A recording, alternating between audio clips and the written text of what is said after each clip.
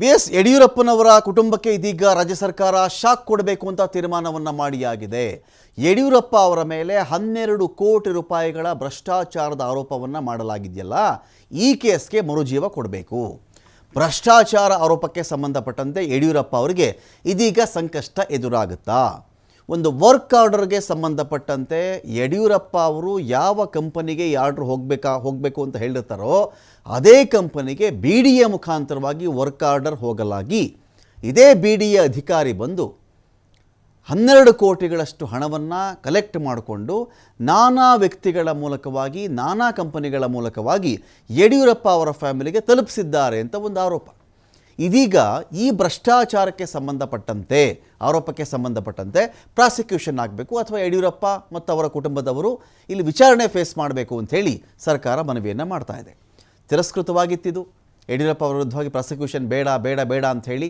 ಆದರೆ ಇದು ಮತ್ತೆ ಪರಿಶೀಲನೆಗೆ ಒಳಗಾಗಬೇಕು, ಪುನರ್ ಪರಿಶೀಲನೆಗೆ ಇದು ಒಳಗಾಗಬೇಕು ಅಂಥೇಳಿ ಇದೀಗ ರಾಜ್ಯಪಾಲರಿಗೆ ಸಂಪುಟ ಒಂದು ಮನವಿಯನ್ನು ಮಾಡ್ತಾ ಇದೆ. ಯಾವ ರೀತಿಯಲ್ಲಿ ಮುಡಾ ಕೇಸನ್ನು ರಾಜ್ಯಪಾಲರು ಹೇಳಿದ್ರು ಪ್ರಾಸಿಕ್ಯೂಷನ್ ಆಗಲಿ ಅಂಥೇಳಿ, ಕೋರ್ಟ್ಗೂ ಹೋದರು. ಆಯಿತು, ಕೋರ್ಟಲ್ಲಿ ಎಲ್ಲ ವಿಚಾರಣೆ ಎಲ್ಲ ಆದಮೇಲೆ ವಿಚಾರಣೆ ನಡೀಲಿ ಅಂತ ಹೇಳಿದ್ರು.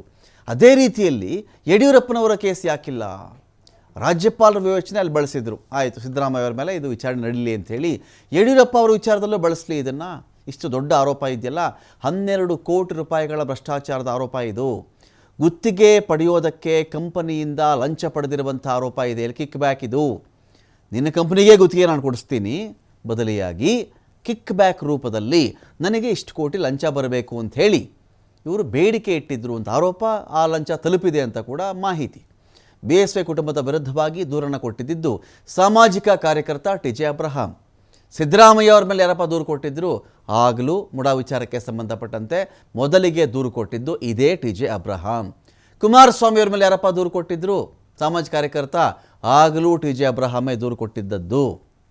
ಇಲ್ಲೇನಾಗಿದೆ, ಇದೀಗ TJ ಅಬ್ರಹಾಂ ಅವರ ಹಳೆಯ ದೂರಿತ್ತಲ್ಲ, ಕೋಟ್ಯಂತರ ರೂಪಾಯಿ ಲಂಚ ಪಡ್ಕೊಂಡ್ಬಿಟ್ಟಿದ್ದಾರೆ ಅಂತ TJ ಅಬ್ರಹಾಂ ದೂರು ಕೊಟ್ಟಿದ್ದರು. ಆದರೆ ಪ್ರಾಸಿಕ್ಯೂಷನ್ಗೆ ರಾಜ್ಯಪಾಲರು ಅನುಮತಿಯನ್ನು ಕೊಡಲೇ ಇಲ್ಲ. ಈಗ ಮತ್ತೆ ಇದಕ್ಕೆ ಜೀವ ಕೊಡಬೇಕು ಅಂತೇಳಿ ಸರ್ಕಾರ ತೀರ್ಮಾನ ಮಾಡಿದೆ. ವ್ಯಕ್ತಿಗಳ ಬಗ್ಗೆ ಮಾತನಾಡೋದಿಲ್ಲ, ವ್ಯಕ್ತಿಗಳ ಕ್ರಮದ ಬಗ್ಗೆ ಮಾತಾಡ್ತಿರ್ತೀವಿ ನಾವು. ಆ ಕಂಪ್ಲೇಂಟ್ ಏನು ಅನ್ನೋದು ಮಹತ್ವದ್ದು ರೀ. ಕಂಪ್ಲೇಂಟ್ ಏನು ಅನ್ನೋದು ಮಹತ್ವದ್ದು, not the personality. The action of the personality is important, the act is important. ನೀವು ನೋಡಿ, ದೂರು ಏನು ಅಂತ ಹೇಳಿದ್ರೆ ಅಬ್ರಹಾಮ ಕೊಟ್ಟಿರ್ತಕ್ಕಂಥ ದೂರಲ್ಲಿರೋದು ಇಷ್ಟೇ ವಿಷಯ. MS Ramalingam construction company private limited ಪರವಾಗಿ BDAಯಿಂದ ವರ್ಕ್ ಆರ್ಡರ್ ಕೊಡಲಾಗಿದೆ ಅಂತ. MS ರಾಮಲಿಂಗಂ ಕನ್ಸ್ಟ್ರಕ್ಷನ್ ಕಂಪನಿ ಇದೆಯಲ್ಲ, ಇವರಿಗೆ ಆರ್ಡರ್ ಹೋಗಬೇಕು ಅಂಥೇಳಿ BDA ಆರ್ಡರ್ ಕೊಟ್ಟಿದೆ. ತಪ್ಪಾ? ಅದು BDA ಕೊಟ್ಟಿರಬಹುದೇನೋ ಆರ್ಡರ್ ಅಂತ ಹೇಳಿಬಿಡ್ತಾರೆ.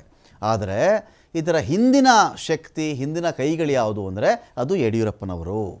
ಯಡಿಯೂರಪ್ಪನವರು ಇಂತಹ ಕಂಪನಿಗೆ ಈ ಆರ್ಡರ್ ಹೋಗಬೇಕು ಅಂಥೇಳಿ ಆದೇಶ ಮಾಡಲಾಗಿ ಅದರ ಪ್ರಕಾರವಾಗಿಯೇ ರಾಮಲಿಂಗಂ ಕನ್ಸ್ಟ್ರಕ್ಷನ್ ಕಂಪನಿಗೆ ಆರ್ಡರ್ ಹೋಗಿದೆ. ವರ್ಕ್ ಆರ್ಡರ್ 100 ಕೋಟಿದಿರುತ್ತೆ, 16 ಕೋಟಿ ರೂಪಾಯಿಗಳದಿರುತ್ತೆ. ಆರ್ಡ್ರ್ ಅವರು ತೆಗೆದುಕೊಂಡಾಗ ಅವ್ರಿಗದು ಲಾಭ ಇರುತ್ತೆ. ಲಾಭಕ್ಕೆ ಬದಲಿಯಾಗಿ ಅವರೇನು ಮಾಡ್ತಾರೆ, ಕಿಕ್ ಬ್ಯಾಕ್ ರೂಪದಲ್ಲಿ 12 ಕೋಟಿ ರೂಪಾಯಿಗಳನ್ನು ಕೊಟ್ಟರು ಅಂತ ತಂದು ಕೊಟ್ಬಿಟ್ರಾ ರಾಮಲಿಂಗಂ ಕನ್ಸ್ಟ್ರಕ್ಷನ್ ಕಂಪನಿಯವರು? ಹಾಗೆ ಎತ್ತಿ ತಂದು ಕೊಟ್ಬಿಟ್ರಾ? ನೋ. ಇಲ್ಲಿ ಏನಾಗುತ್ತೆ, BS ಯಡಿಯೂರಪ್ಪನವರ ಪರವಾಗಿ IAS ಅಧಿಕಾರಿ GC ಪ್ರಕಾಶ್ 12 ಕೋಟಿ ಲಂಚಕ್ಕೆ ಬೇಡಿಕೆ ಇಟ್ಟಿದ್ರು ಅಂತ ದೂರಲ್ಲಿರೋದು. ದೂರ ಅದನ್ನೇ ಹೇಳ್ತಾ ಇರೋದು. 12 ಕೋಟಿ ಲಂಚಕ್ಕೆ ಬೇಡಿಕೆ ಇಟ್ಟಿದ್ರು. ಇದನ್ನೇನು ಮಾಡ್ತಾರೆ, ಇದೇ IAS ಅಧಿಕಾರಿ ಪ್ರಕಾಶ್ ಅವರು ವಸೂಲಿ ಮಾಡಿ ಮಗನ ಮೂಲಕ ಯಡಿಯೂರಪ್ಪ ಅವರಿಗೆ ಪಾವತಿ ಮಾಡುವಂಥ ಒಪ್ಪಂದವನ್ನು ಮಾಡಿಕೊಂಡ್ರು. ಅವರು ವಸೂಲಿ ಮಾಡೋದು ಅವರ ಮಗನ ಮೂಲಕವಾಗಿ ಯಡಿಯೂರಪ್ಪ ಅವರಿಗೆ ತಲುಪಿಸೋದನ್ನು ಅಂತ. ಯಡಿಯೂರಪ್ಪ, ವಿಜಯೇಂದ್ರ, ಶಶಿಧರ್, ಮರಡಿ ಮತ್ತು ಸಂಜಯ್ ಶ್ರೀಗಳು ಶೆಲ್ ಕಂಪನಿಗಳನ್ನು ಬಳಸ್ಕೊಂಡು, ಬೇನಾಮಿ ಶೆಲ್ ಕಂಪನಿಗಳು, ಯಾವುದೋ ನಕಲಿ ವಿಳಾಸ ಇರುತ್ತೆ, ನಕಲಿ ರಿಜಿಸ್ಟ್ರೇಷನ್ಸ್ ಇರುತ್ತೆ, ಒಂದು ವಿಳಾಸವೇ ಇರಲ್ಲ, ಒಂದು ಕಂಪ್ನಿ ಅಂತಲೇ ಇರಲ್ಲ, ನಾಮಕೆ ವಾಸ್ತೆ ಆ ಒಂದು ಕಂಪ್ನಿ ಅಂತ ಇರುತ್ತೆ. ಆ ಕಂಪ್ನಿಗೆ ಹಣ ಹಾಕಿದಂಗೆ ಆ ಕಂಪ್ನಿ ಮೂಲಕವಾಗಿ ಇವರು ತಲುಪಿದಂಗೆ ಮಾಡಿಬಿಟ್ಟು ಹಣ ಅಕ್ರಮವಾಗಿ ವರ್ಗಾವಣೆ ಮಾಡಿದ್ದಾರೆ ಅಂತ ಆರೋಪ ಇದೆ. 2020 ನವೆಂಬರ್ 19ನೇ ತಾರೀಕಿನಂದು BSY ಮತ್ತು ವಿಜೇಂದ್ರ ವಿರುದ್ಧವಾಗಿ ಭ್ರಷ್ಟಾಚಾರ ನಿಗ್ರಹ ಕಾಯ್ದೆ ಅಡಿಯಲ್ಲಿ ACBಗೆ ದೂರು ಹೋಗುತ್ತೆ. PMLA ಆ್ಯಕ್ಟ್ನ ಅಡಿಯಲ್ಲಿ ದೂರು ನೀಡಿ ತನಿಖೆ ನಡೆಸಬೇಕು ಅಂತ ರಾಜ್ಯಪಾಲರಿಗೆ ಮನವಿ ಮಾಡ್ತಾರೆ. ನೋಡಿ, PMLA ಮುಡಾ ಕೇಸು PMLAಗೆ ಬರಲ್ಲ. ಅಕಸ್ಮಾತ್ ಇದರಲ್ಲಿ ಬೇರೆ ಬೇರೆ ರೂಪದಲ್ಲಿ ಹಣ ಆ ಕಡೆ ಈ ಕಡೆ ವರ್ಗಾವಣೆಯಾಗಿದ್ದರೆ ಅಲ್ಲಿ PMLA ಬರುತ್ತೆ ಅಂತ ಇವ್ರದ್ದೊಂದು ವಾದ ಇದೆ, ನಡೀಲಿ ಅದು. ಆದರೆ ಈ ಕೇಸಲ್ಲಿ ಏನಾಗುತ್ತೆ, ಶೆಲ್ ಕಂಪನಿ ಬಳಸ್ಕೊಂಡ್ರು ಅಂತ ಹೇಳಿದ್ರೆ, ಶೆಲ್ ಅಂದರೆ ಅದು ನಿಜವಾದ ಕಂಪನಿ ಅಲ್ಲ, ಅಸಲಿ ಕಂಪನಿ ಅಲ್ಲ, ಅದು ನಕಲಿ ಅಡ್ರೆಸ್ ಇರುತ್ತೆ, ಎಲ್ಲ ರೀತಿಯಲ್ಲಿ ದೊಡ್ಡ ಕಂಪನಿ ಇರೋ ಥರದಲ್ಲಿ ಬಿಂಬಿಸ್ಕೊಂಡಿರುತ್ತದು. ಆದರೆ ವಾಸ್ತವವಾಗಿ ಇಂಥ ಕಂಪನಿಗಳನ್ನು ಹಣಕಾಸಿನ ಅಕ್ರಮ ವರ್ಗಾವಣೆಗಾಗಲಿ ಅಥವಾ ಟ್ಯಾಕ್ಸ್ ವಂಚನೆಗೆ, ತೆರಿಗೆ ವಂಚನೆಗೆ ಬಳಸ್ಕೊಂಡ್ಬಿಡ್ತಾರೆ. ಈ ಕಂಪ್ನಿ ಇದೆ, ಆ ಕಂಪ್ನಿ ಇದೆ, 15 ಕಂಪ್ನಿ ಇದೆ, ನನಗೆ ಪೂರ್ತಿ 15 ಕಂಪ್ನಿ ಲಾಸ್ ಆಗಿಬಿಡ್ತು, ಹಾಗಾಗಿ ನಾನು IT ಕಟ್ಟೋಕ್ಕಾಗಲ್ಲ, ಈ ಥರದ್ದು ಸೃಷ್ಟಿ ಮಾಡಿರ್ತಾರೆ ಅದು. ಅದೇ ರೀತಿಯಲ್ಲಿ ಈ ಶೆಲ್ ಕಂಪನಿಗಳು ಸೃಷ್ಟಿ ಮಾಡಿ 12 ಕೋಟಿ ರೂಪಾಯಿ ಅವ್ರಿಗೆ ಹೋಯಿತು ಅಂತ ಹೇಳಿದ್ರೆ, ಇದು prevention of money laundering act ಅಂತ, ಹಣಕಾಸಿನ ಅಕ್ರಮ ವರ್ಗಾವಣೆ ತಡೆ ಕಾಯ್ದೆ, ಅದರ ಅಡಿಯಲ್ಲಿ ಬಂದುಬಿಡುತ್ತಿದ್ದು. ಬೇರೆ ಬೇರೆ ಕಂಪ್ನಿ ಬಳಸ್ಕೊಂಡು, ಬೇರೆ ಬೇರೆ ವ್ಯಕ್ತಿ ಬಳಸ್ಕೊಂಡು 12 ಕೋಟಿ ತಲುಪಿಸಿದ್ದಾರೆ ಇಲ್ಲಿ ಅಂತ ದೂರು ಕೊಟ್ಟಿದ್ರು ಅವರು. ರಾಜ್ಯಪಾಲರು ತನಿಖೆ ನಡೆಸಬೇಕು, ಪ್ರಾಸಿಕ್ಯೂಷನ್ಗೆ ಅನುಮತಿ ಕೊಡಬೇಕು ಅಂತ ಕೇಳಿಕೊಂಡಿದ್ದರು. ಆದರೆ ರಾಜ್ಯಪಾಲರು ಮಾತ್ರ ಇದನ್ನು ತಿರಸ್ಕರಿಸಿದರು. ಇದ್ರ ಬಗ್ಗೆ ಮಾತಾಡಲಿಕ್ಕೆ ದೂರುದಾರ ಸಾಮಾಜಿಕ ಕಾರ್ಯಕರ್ತ ಆಗಿರ್ತಕ್ಕಂಥ TJ ಅಬ್ರಾಹಂ ಅವರು ಇದ್ದಾರೆ. TJ ಅಬ್ರಾಹಂ ಅವರೇ, ನಮಸ್ಕಾರ. ನಮಸ್ಕಾರ ರಮಕಾಂತ್. ಈ ಕೇಸಲ್ಲಿ ಅಬ್ರಾಹಂ ಅವರೇ, ಈಗ ನೀವು ಮುಡಾ ಕೇಸಲ್ಲಿ ಫೈಟ್ ಮಾಡಿದ್ರಿ, ಅದು ಒಂದು ಲಾಜಿಕಲ್ ಎಂಡಿಗೆ ತಗೊಂಡು ಬಂದಿದ್ದೀನಿ ಅಂತ ನಾನು ಭಾವಿಸ್ತಾ ಇದ್ದೀನಿ. ಸೈಟ್ಗಳು ಯಾವಾಗ ವಾಪಸ್ ಹೋಗಿದೆ, ಲಾಜಿಕಲ್ ಎಂಡಿಗೆ ಹೋಗಿದೆ. ಸೈಟ್ಗಳು ವಾಪಸ್ ಹೋಗಿದ್ದು, ಲಾಜಿಕಲ್ ಎಂಡಿಗೆ ತಗೊಂಡೋಗಿಲ್ಲ, ಬಟ್ ಲಾಜಿಕಲ್ ಎಂಡಿಗೆ ಹೋಗಿದೆ. ಸೈಟ್ಗಳು ಯಾವಾಗ ವಾಪಸ್ ಆಯ್ತೋ ಮುಡಾಗೆ, ಅಲ್ಲಿಗೆ ನೀವು ನನ್ನ ಉದ್ದೇಶ ಈಡೇರಿತು ಅಂತ ಸುಮ್ಮನಾದ್ರಿ. ಯಡಿಯೂರಪ್ಪನವ್ರ ಕೇಸಲ್ಲಿ ಅದು ಲಾಜಿಕಲ್ ಎಂಡಿಗೆ ಹೋಗ್ಲಿಲ್ವಲ್ಲ, ಯಾಕೆ ಸುಮ್ಮನೆ ಆಗ್ಬಿಟ್ರೆ ಅಬ್ರಾಹಂ ಅವರು? ಇಲ್ಲ ರಮಕಾಂತ್ ಅವರೇ, ಇದು ಪ್ರತಿನಿತ್ಯ ನಾವು ಏನ್ ಮಾಡ್ತಾ ಇದೀವಿ ಅಂತ ನಾವು ಮಾಧ್ಯಮದ ಮುಂದೆ ಹೇಳ್ಕೊಂಡ್ರಕ್ಕಾಗಲ್ಲ. ಈಗ ನಾಳೆ ಲಿಸ್ಟಿಂಗ್ ಆಗಿದೆ ಸುಪ್ರೀಂ ಕೋರ್ಟ್ ಅಲ್ಲಿ, ಇದೇ ಮ್ಯಾಟ್ರು, ಯಡಿಯೂರಪ್ಪನವ್ರ ಮ್ಯಾಟ್ರು. ಏನಾಗಿದೆ ಅಂತ ಹೇಳಿದ್ರೆ, ಇಲ್ಲಿ ರಾಜ್ಯಪಾಲರು ಅನುಮತಿ ನೀಡಲಿಲ್ಲ, ಅದಕ್ಕೆ ಟ್ರಯಲ್ ಕೋರ್ಟ್ ಅಲ್ಲಿ ನಮಗೆ ವಜಾ ಮಾಡೋದು, ನಮ್ PCR ವಜಾ ಮಾಡೋರು. ಅದನ್ನ ನಾವು ಹೈಕೋರ್ಟ್ಗೆ ಹೋದ್ವಿ. ಹೈಕೋರ್ಟ್ ಅಲ್ಲಿ ನಾನು ಗೆದ್ದೆ. ಅದು ನೀವು ಬೇಕಾದ್ರೆ ರೆಫರೆನ್ಸ್ ತಗೋಬಹುದು, BS Yediyurappa versus TJ Abraham ಅಂತ ಹೊಡೆದ್ರೆ ಬರ್ತದೆ, ಆರ್ಡರೇ ಬರ್ತದೆ. ಆ ಆದೇಶವನ್ನ ಪ್ರಶ್ನಿಸಿ ಅವರು ಸುಪ್ರೀಂ ಕೋರ್ಟ್ಗೆ ಹೋಗಿದ್ದಾರೆ. ಅದು ಅಲ್ಲೂ ದೇ ವಿಲ್ ನಾಟ್ ಸಕ್ಸೀಡ್ ಅಂತ ಎಲ್ರಿಗೂ ಗೊತ್ತಿದೆ, ಅವ್ರಿಗೂ ಗೊತ್ತಿದೆ. ಇದು ಮೂಲಭೂತ. ನಾವು ಕೈ ಬಿಟ್ವಿ ಅಂತ ನಾವೆಲ್ಲ ಸುಮ್ಮನಾಗಿದ್ವಿ ಅಂತ ಹೇಳಕ್ಕಾಗಲ್ಲ. ನಾವ್ ಏನ್ ಮಾಡಕ್ಕಾಗುತ್ತೆ? Can I come every day, ದಿನ ಬಂದು ಮೋದಿ ಬಂದು ನಡೀತಾ ಇದೆ ಅಂತ ಹೇಳಕ್ಕಾಗುತ್ತಾ? ಅದು ನಡೀತಾ ಇರ್ತದೆ, ಕಾನೂನು ಪ್ರಕ್ರಿಯೆ ನಡೀತಾ ಇದೆ. ಅದು ಸುಪ್ರೀಂ ಕೋರ್ಟ್. ಇದು ಯಾವ ತರ ಪ್ರಕರಣ ಆಗಿದ್ದು? ಇದು ಹೆಂಗೆ ಅಂತಂದ್ರೆ, ಈ ರಾಮಲಿಂಗಂ ಕನ್ಸ್ಟ್ರಕ್ಷನ್ ಅವರಿಗೆ ಬರೀ BDA ಅಂತಲ್ಲ, BDAದು ಸೇರಿ ಈ KNNL ಅಲ್ಲಿ ಒಂದು ಕಾಂಟ್ರಾಕ್ಟು, ತುಂಗಾ ಮಾಡರ್ನೈಸೇಷನ್ ಪ್ರಾಜೆಕ್ಟ್ ಅಂತ ಒಂದು, ಆಮೇಲೆ ಬೆಸ್ಕಾಮ್ ಅಲ್ಲಿ ಒಂದು ಸ್ವಲ್ಪ, ಹೆಸ್ಕಾಮ್ ಅಲ್ಲಿ ಸ್ವಲ್ಪ, ಡಿಫಾಲ್ಟ್ ಅಂತ, ಆಮೇಲೆ ಹೌಸಿಂಗ್ ಬೋರ್ಡ್ ಅಲ್ಲಿ ಮತ್ತು BDA ಇದೆಲ್ಲರಲ್ಲೂ ಸಹಾಯ ಮಾಡೋದಕ್ಕೆ ಅಂತ ಮಾಡ್ಕೊಂಡಿರ್ತಾರೆ.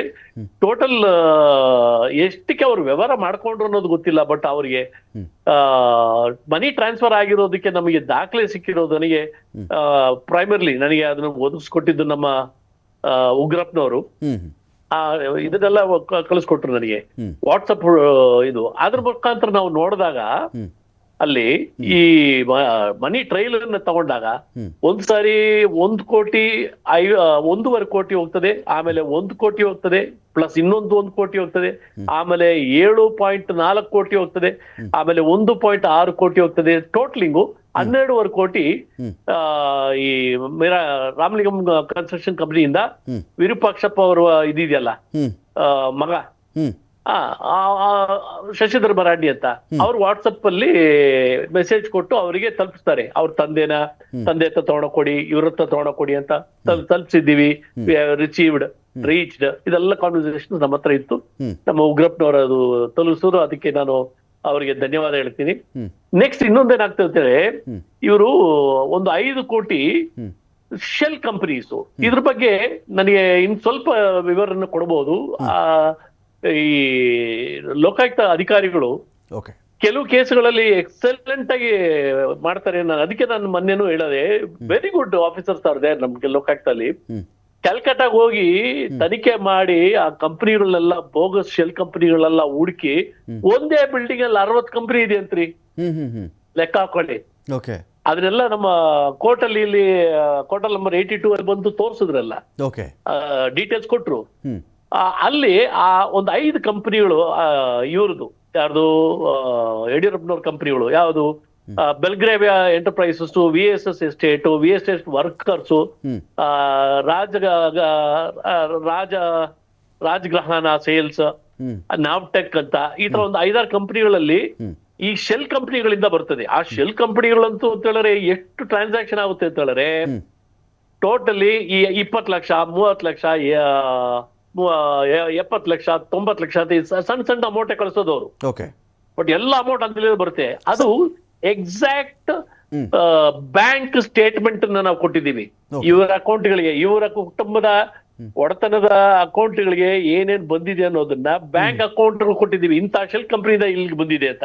ಈಗ ಅದಕ್ಕೆ ಇನ್ವೆಸ್ಟಿಗೇಷನ್ ಏನು ಹೆಚ್ಚಿಗೆ ಬೇಕಾಗಿಲ್ಲಪ್ಪ. IAS ಆಫೀಸರ್ಸ್, IPS ಆಫೀಸರ್ಸ್ ಅವಶ್ಯಕತೆ ಇಲ್ಲ.